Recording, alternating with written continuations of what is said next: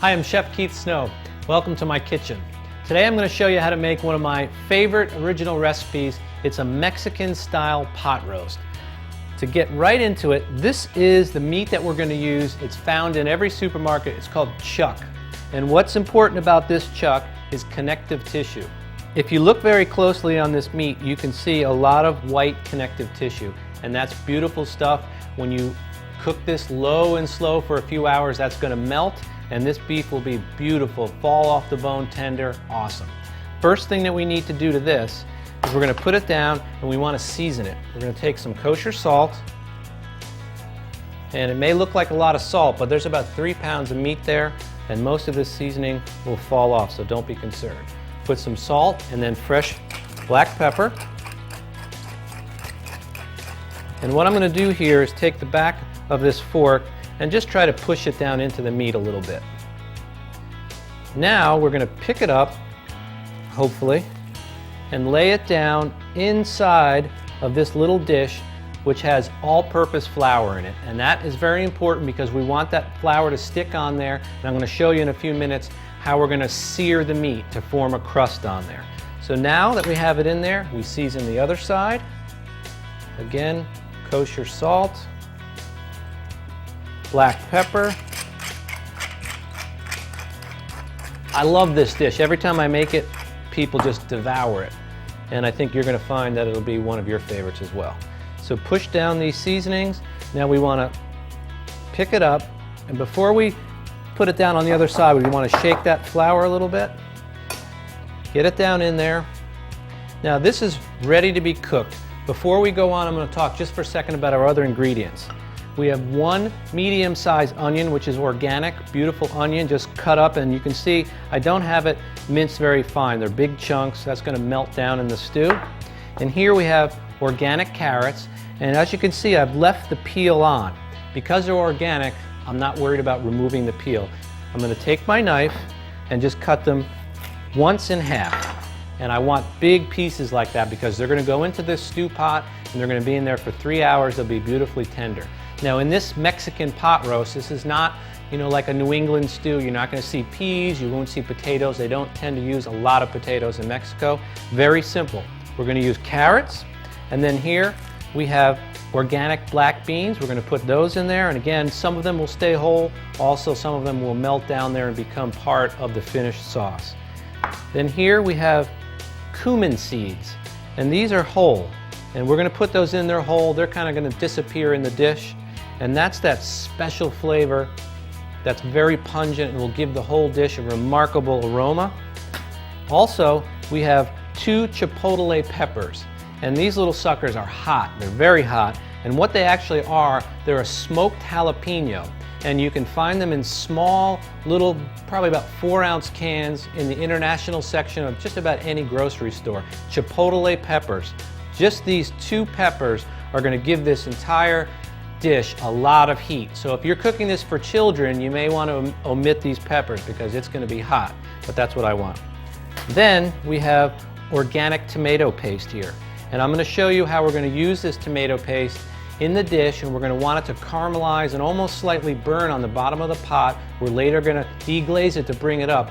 But this tomato paste adds a lot of structure and a little tomato background character that it's the type of thing in a dish you're not sure what it is, but this is what's going to create it, this tomato paste. And very important, this is a concentrated, very concentrated form of tomatoes, so you want to make sure that you buy organic, because if it's not organic, it's concentrated down. Anything that's in there is going to be stronger, so buy organic. Now we're ready to take this over, and I'll show you how to sear it. Okay, it's go time. What we're going to do is use this here, and I know this is almost like the devil, but this is lard, right? And I know your doctor will tell you, no lard, but lard is fine for me. We don't use a lot of it. Look how nice and neat and trim I am. A little lard is going to make this dish taste that much more authentic. So we'll take about a heaping tablespoon, we'll put it in our little Dutch oven here, and this will melt very fast. And again, it's these little touches that will give this dish a little something different that you may not be able to put your hands on it.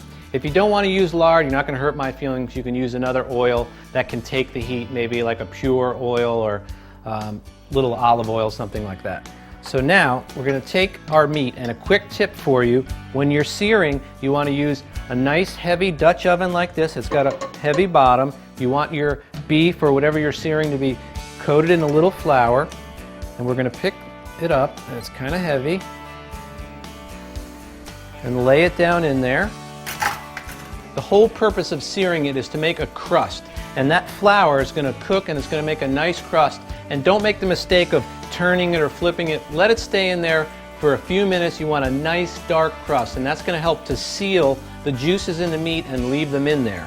And this is a big piece of beef, so even if you sear it for 5 minutes on either side, you're not going to cook it, but only a teeny bit. So leave it sear in that pan for a good couple of minutes, and I'll show you what the crust looks like shortly. All right, we're ready to give it a little flip, and I'm going to show you what this caramelization looks like. That is beautiful, nice, dark, seared meat. That's what locks in the juices, and that's an important step in this dish. So at this point, we're just going to give it a little flip. I'm pressing it down a little bit, and you can see that's nice and dark. That's what you want. That flavor comes from the caramelization. A lot of it is sticking to the bottom of the pan. Good stuff. I'm going to show you how to deglaze in a few minutes. So make sure when you're using this technique of searing meat that you really get a dark crust. And you can use it for other meats like chicken. You can coat in flour and sear that in a pan as well. Fish. So this is not just for beef. Searing like this can be used with the flour on other proteins as well. So we're going to pick it up and take it out and put it on a little landing plate right here. Now we need to focus our attention on what's in the pot. And there's nice, dark, almost burned caramelization. That's good stuff. We're going to add just a little more lard in here. And this stuff that's stuck on the bottom of the pot, that's our structure. That's what's going to give the dish what we need. So if you can see that in the bottom of the pan, that's called in traditional cooking fond, F-O-N-D. It's little caramelized bits of meat and juices that are stuck to the pan. And that is really good flavor that we're going to bring off the pan using another French classic technique called deglazing. But at this point, we're going to use those liquids in there and fat. We're going to take our cumin seeds. We're going to drop these right in, and they're going to sputter and pop, and immediately they're going to fragrance the whole kitchen. And now we're going to take our little chipotle peppers, drop those in, and our onion. And at this point, we just want to move these around a little bit. Now with the onions, we just want to release some of the flavors in there. We're not looking to make a lot of color on them. We're just going to get some of the onion aroma out. And now we're going to add our structure. And that's this tomato paste. And this stuff has so much sugar content in it, when we put it in the pan, it's going to immediately stick to the bottom because it's very sugary, and it's also going to start to burn a little bit, and that's what we want. So we'll take a good heaping, maybe that's 2 tablespoons. And for reference, that was 1 cup of onions. We'll put that in there. And now we're going to stir this through the pot. And then I'm going to tip the pan up so my cameraman can get a good close-up of what's going on in there. You can see that some of those little chunks of tomato paste are now starting to stick to the bottom of the pan. That's just what I want. And what will also happen, it will go from that nice bright red to more of a dark brick red, and that's when it's starting to caramelize, and that's a beautiful thing.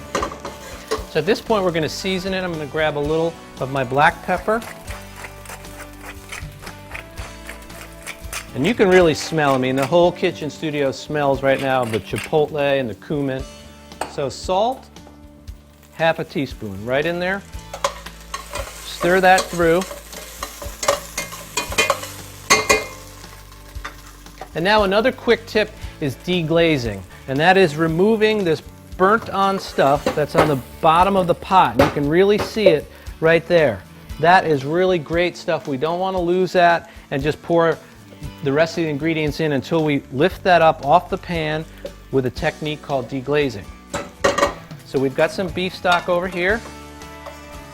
And I'm going to tip it up there and deglaze.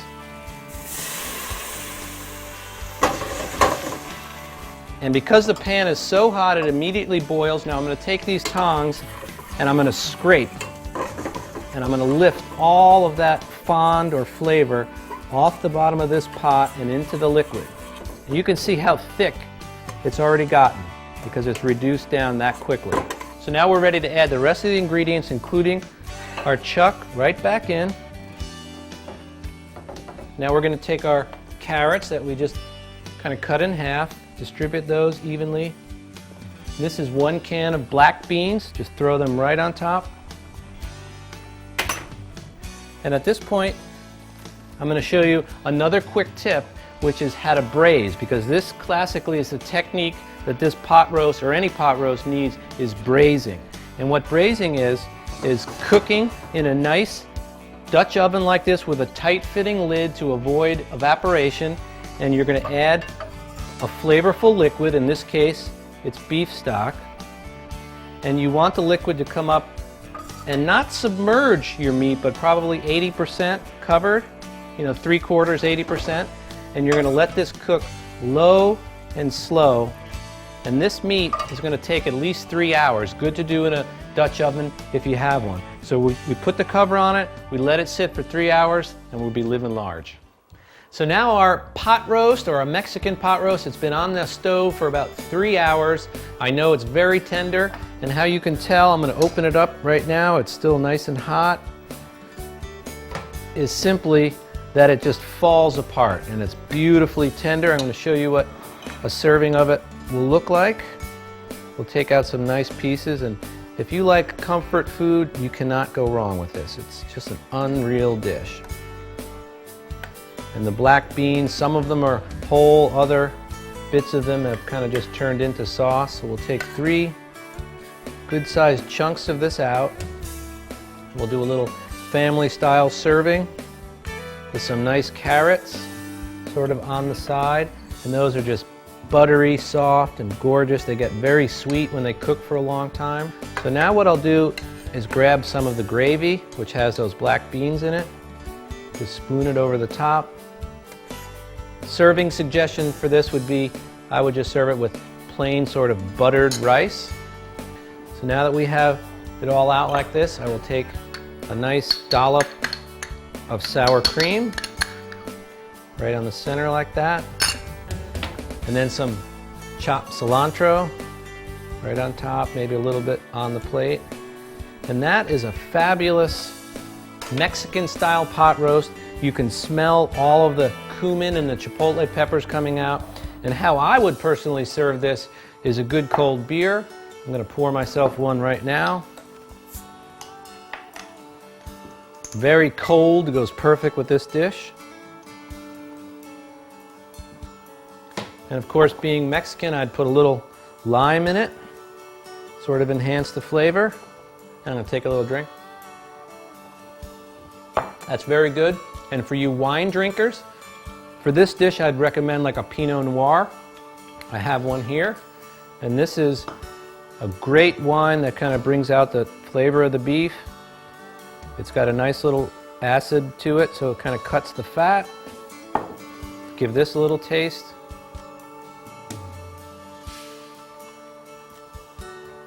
That would go perfect. And if you don't mind, I'm going to test out my work here. And it is just very, very tender. Just falls apart on the fork. You can see how gorgeous it is. Man, this is nice. Get a little sour cream on there.